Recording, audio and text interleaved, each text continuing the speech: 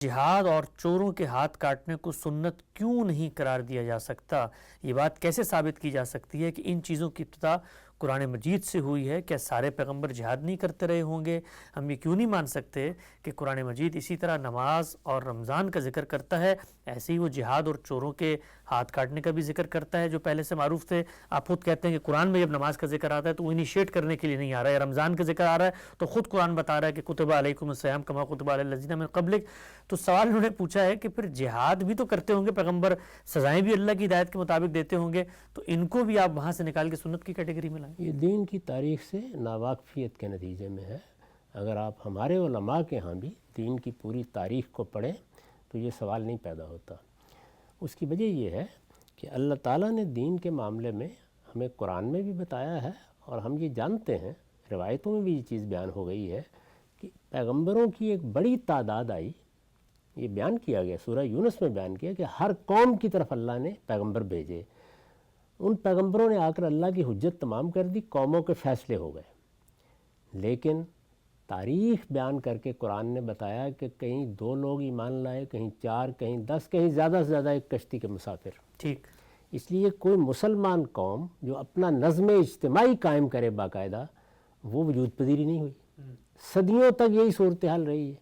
پہلی مرتبہ پھر اللہ تعالیٰ نے یہ اہتمام کیا کہ ابراہیم علیہ السلام کی ذریت کا انتخاب کیا۔ ٹھیک، اس قوم کو پیدا کرنے کے لیے پے در پے نبی بھیجے۔ یہ دیکھیے نا کہ سیدنا ابراہیم اللہ کے نبی، ان کے بیٹے اسحاق اللہ کے نبی، اسماعیل اللہ کے نبی، اسحاق کے بیٹے یعقوب اللہ کے نبی، یوسف اللہ کے نبی، یعنی ایک کے بعد دوسرا، دوسرے کے بعد تیسرا۔ اس سے پھر ایک نئی قوم پیدا ہوئی، یہ وہ قوم ہے جس کو ہم بنی اسرائیل کہتے ہیں۔ تو پہلی مرتبہ ایک مسلمان قوم پیدا ہوئی۔ یہ پیدا کہاں ہوئی؟ مصر میں، جہاں ان کے پاس حکومت نہیں تھی۔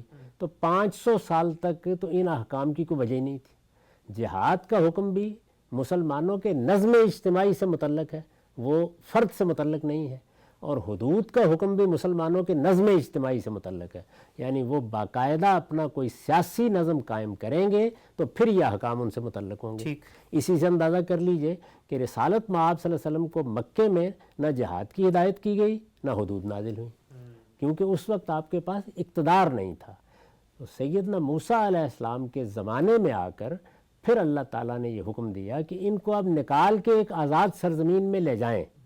چنانچہ وہ ان کو نکال کے لائے تاکہ فلسطین میں آباد ہوں یہ، اور اس طرح تاریخ میں پہلی مرتبہ پیغمبروں کے ماننے والوں کی حکومت قائم کرنے کا سوال پیدا ہوا۔ اچھا، اسی وجہ سے پہلی کتاب جو نازل کی گئی جس میں قانون آیا وہ تورات ہے۔ تو تورات میں جہاد کا حکم بھی دیا گیا، اور تورات میں اللہ تعالیٰ نے حدود یا جرائم کی سزائیں بھی بیان کی۔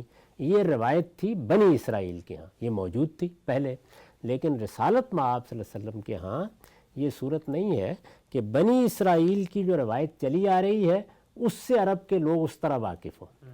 وہ تو ابراہیمی روایت سے واقف ہے۔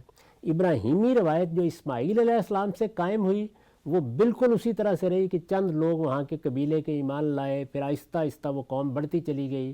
اس میں جو شریعت دی گئی تھی وہ شریعت وہی تھی جو فرد سے متعلق ہے، یعنی وہی جو مکے میں مسلمانوں کے لیے لازم کی گئی، وہی شریعت تھی ان کے پاس۔